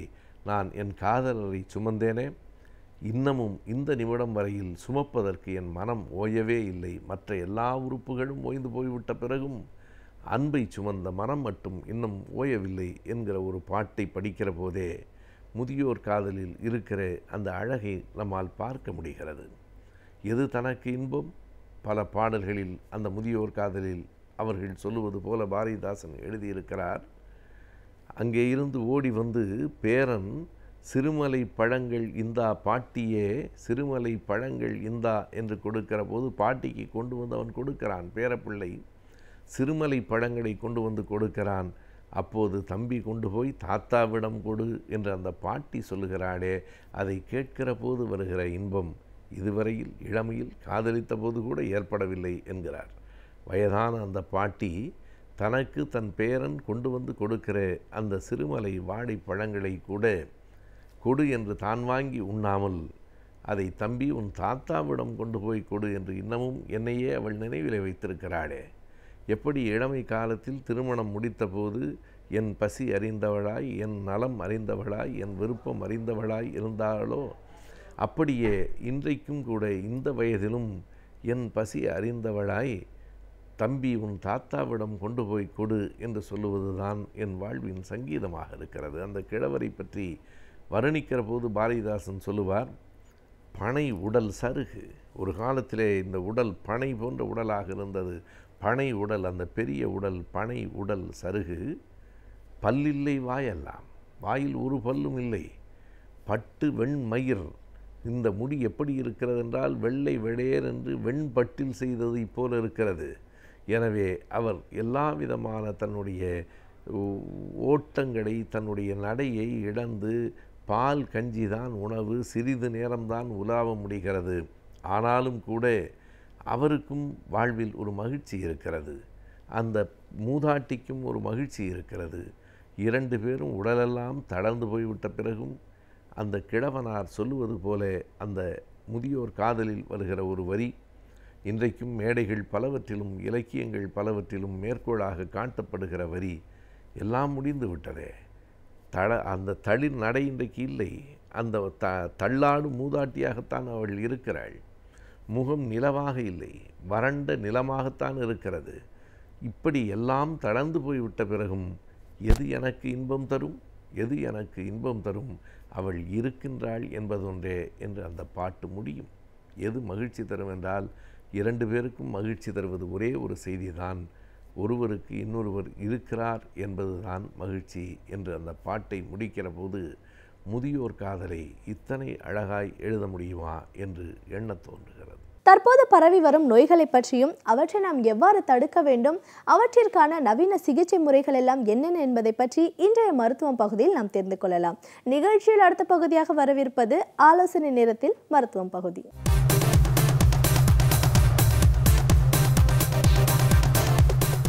கலைஞர் டிவி நேயர்களுக்கு அன்பான வணக்கங்கள். இன்றைக்கி நம்ம பெண்களுக்கு மிக முக்கியமாக ஒரு பிரச்சனை, அது உலக சுகாதார ஆய்வகம், அதாவது வேர்ல்ட் ஹெல்த் ஆர்கனைசேஷன் சொல்கிற ஸ்டாட்டிஸ்டிக்ஸ் படி பார்த்தோன்னா 7 நிமிஷத்துக்கு ஒரு தடவை ஒரு பெண் இந்த நோயால் பாதிக்கப்பட்டு இறந்து போகிறார் அப்படின்னு சொல்லி ஒரு ஸ்டாட்டிஸ்டிக்ஸ் கொடுக்குறாங்க வேர்ல்ட் ஹெல்த் ஆர்கனைசேஷன். அவ்வளோ காமனாக இந்தியாவில் நடக்கிறது என்ன அப்படின்னு சொல்லி நம்ம பார்த்தோன்னா, நம்ம அனைவரும் கேள்விப்பட்ட ஒரு நோய் தான் இது, ஒரு புற்றுநோய். இது என்ன புற்றுநோய் அப்படின்னா கர்ப்பப்பை வாய் புற்றுநோய், அதாவது ஆங்கிலத்தில் சர்வைக்கல் கேன்சர் அப்படின்னு நம்ம சொல்கிறோம். இந்த வார்த்தையை எல்லாருமே ஒரு முறையோ 2 முறையோ நம்ம கேள்விப்பட்டிருப்போம். ஆனால் இவ்வளவு தூரம் இது இந்தியாவில் ரொம்ப காமனாக, ரொம்ப அதிகமாக மக்கள் பாதிக்கப்படுறாங்களா அப்படிங்கிற விழிப்புணர்வு நம்மக்கிட்ட அதிகமாக இருந்திருக்காது. ஏன் வந்து இது இந்தியாவில் ரொம்ப காமன், எதனால் வருது, இது உண்மையாலுமே ரொம்ப சீரியஸான பிரச்சனையா, எனக்கும் கூட இது வரலாமா அப்படிங்கிற கேள்விகளுக்கு இன்றைக்கி நம்ம வந்து விடைகளை நம்ம பார்க்கலாம். நான் முன்னாடியே சொன்ன மாதிரி ஒவ்வொரு பெண்ணுக்கும் ஒரு கர்ப்பப்பை இருக்குது. அதுக்கு 2 சைட்லேயும் பார்த்திங்கன்னா சினைப்பைகள், அதாவது 2 ஓவரிஸ் இருக்குது. கர்ப்பப்பையோட வாய், அதாவது அது வழியாக தான் குழந்தை வெளியில் வருது. அந்த கர்ப்பப்பை வாயை ஆங்கிலத்தில் வந்து நம்ம என்ன சொல்கிறோன்னா சர்விக்ஸ் அப்படின்னு நம்ம சொல்கிறோம். இந்த சர்வைக்கல் கேன்சர் ஏன் இந்தியாவில் ரொம்ப காமன் அப்படின்னு சொல்லி பார்த்தோன்னா, இதுக்கு நான் முன்னாடியே சொன்ன மாதிரி அவேர்னஸ் இல்லை. நம்ம எத்தனை பேருக்கு இந்த நோயை பற்றி தெரியும், அது ஒரு பாயிண்ட்டு. இன்னொன்று வந்து பார்த்திங்கன்னா, இந்த சர்விக்ஸ் வந்து உடம்பில் ஒரு வலி இல்லாத ஒரு பகுதி. அதாவது இந்த சர்விக்ஸை வந்து ஒரு தொடுதல் மூலமோ வலி வந்து உண்டாகாது. அதனால் இங்கே ஏற்படுற கட்டி ரொம்ப நாளைக்கு வந்து சிம்டமே கொடுக்காம அது அப்படியே இருந்துடும். அதனால் ரொம்ப பேஷண்ட்டுக்கு நம்ம பார்த்தோன்னா இந்த சர்வைக்கல் கேன்சரை டயக்னோஸ் பண்ணும்போதே வந்து ரொம்ப லேட் ஸ்டேஜில் தான் வந்திருப்பாங்க. ஏன் அதுனா அதுக்கு முக்கியமான காரணம் பெயின் இருக்காது. 3வது விஷயம் என்ன அப்படின்னு சொல்லி இதில் பார்த்தோம். ஏன் வந்து எல்லாரும் லேட்டாக வராங்க, ஏன் அதிகமான கேசஸை நம்மளால் ரொம்ப சீக்கிரமாக கண்டுபிடிக்க முடியல அப்படின்னு சொல்லி நம்ம பார்த்தோம் அப்படின்னு கேட்டிங்கன்னா, நிறைய பேர் மருத்துவ பரிசோதனைக்கு வரதே இல்லை அப்படிங்கிற ஒரு முக்கியமான விஷயத்த நம்ம இப்போ பேச போகிறோம். சர்வைக்கல் ஸ்மியர் அதாவது என்னென்னா, கர்ப்பப்பை வாயிலிருந்து ஒரு ஸ்மியர், அதாவது ஒரு சின்ன டெஸ்ட் எடுப்பாங்க. அந்த டெஸ்ட்டுக்கு பேர் வந்து பேப்ஸ்மியர். இந்த வார்த்தையும் நிறைய பேர் வந்து கேள்விப்பட்டிருப்பீங்க. அப்படின்னா என்ன அப்படின்னு சொல்லி பல பேருக்கு தெரியாது. இப்போ நம்ம மேலை நாடுகளில் என்ன நடக்குது அப்படின்னு சொல்லி பார்த்துட்டு அதுக்கப்புறம் நம்ம கண்ட்ரியில் இந்தியாவில் நம்ம வந்து என்ன ஃபாலோ பண்ணுறோம் அப்படின்னு சொல்லி நம்ம பார்க்கலாம். மேலை நாடுகளில், அதாவது லண்டனில் பார்த்திங்கனாலோ அமெரிக்காவில் பார்த்திங்கனாலோ அங்கே இருக்கிற ஒரு பெண்ணுக்கு 21 வயதில் தொடங்கிடுவாங்க. 21 வயதில் தொடங்கி ஒவ்வொரு 2 வருஷமும் 30 வயசு வரைக்கும் ஒவ்வொரு 2 வருஷமும், அதுக்கப்புறம் 30 வயசுலேருந்து ஒரு 70 வயசு வரைக்கும் ஒவ்வொரு 3 வருஷமும் இந்த பேப்ஸ்மியர் டெஸ்ட்டை அவங்க கட்டாயம் எடுத்துக்குவாங்க. மேலை நாடுகளை இன்ஃபேக்ட் பார்க்க போனால் நம்ம இந்தியாவோட இந்த கேன்சரோட பாதிப்பு கம்மி தான். ஆனால் அவங்க வந்து ஒரு லைஃப் டைம், அப்போ பார்த்திங்கன்னா ஒரு பெண் அவங்களோட லைஃப் டைமில் 21 வருடங்களை தொடங்கி ஒரு 70 வயசு வரைக்கும் எத்தனை பேப்ஸ்மியர் பண்ணியிருப்பாங்கன்னு பார்த்திங்கன்னா 25லேருந்து 30 பேப்ஸ்மியர் வந்து பண்ணியிருப்பாங்க. ஒவ்வொரு பெண்ணும் அங்கே ஒரு பேப்ஸ்மியர் ரெக்கார்டு, ஒரு ஃபைல் அது வந்து மெயின்டைன் பண்ணுவாங்க. அவங்களோட ரிப்போர்ட்ஸ் எல்லாம் வரிசையாக அதில் அடுக்கியிருக்கும். இந்தியாவில் இதுக்கு ஆன் த கான்ட்ராஸ்ட் என்ன ஆகுது அப்படின்னு சொல்லி நம்ம பார்த்தோன்னா, ஒருத்தர் கூட ஒரு லைஃப் டைமில் ஒரு முறை கூட இந்த பேப்ஸ்மியர் டெஸ்ட்டை எடுக்க மாட்டாங்க. ஏன் அப்படின்னு கேட்டானா, எனக்கு எந்த பிரச்சனையும் இல்லையே, எனக்கு மாதவிடாய் ஒழுங்காக வருது, எனக்கு அதில் எந்த பிரச்சனையும் இல்லை, எனக்கு வெள்ளைப்படுதல் அந்த பிரச்சனையும் எனக்கு இல்லை, நான் எதுக்காக பேப்ஸ்மியர் டெஸ்ட் எடுக்கணும் அப்படின்ற கேள்வியை நிறையா பேஷண்ட் கேட்பாங்க. அதுக்கான பதில் இதுதான். சர்வைக்கல் கேன்சர் ரொம்ப லேட் ஸ்டேஜ் வரைக்கும் சிம்டம்ஸே கொடுக்காத ஒரு நோய் அப்படின்றதுனால உங்களுக்கு எந்த சிம்டமும் இல்லைன்னா கூட ஒரு கேஷுவல் விசிட்டாக ஒரு டாக்டர்கிட்ட போய் இந்த பேப்ஸ்மியர் டெஸ்ட்டை நம்ம கண்டிப்பாக செஞ்சுக்கணும். இந்த டெஸ்ட்டு அவைலபிளாக இருக்கா, இது எங்கள் ஊரில் இல்லையே, அப்படி கிடையாது. ஆரம்ப சுகாதார மையங்கள்லேருந்து எல்லா கவர்மெண்ட் ஹாஸ்பிட்டல்லேருந்து எந்த கைனகாலஜிஸ்டோட ஓபிக்கு நீங்கள் பண்ணிங்கனாலும் ரொம்ப ஈஸியாக இந்த பேப்ஸ்மியரை பண்ணிடலாம். இது ஆக்சுவலாக என்ன டெஸ்ட்டு, வலிக்குமா இல்லை இதுக்கு ஒரு மயக்க மருந்து தேவைப்படுமா, அப்படி எல்லாம் ரொம்ப காம்ப்ளிகேட்டான டெஸ்ட்டே இது கிடையாது.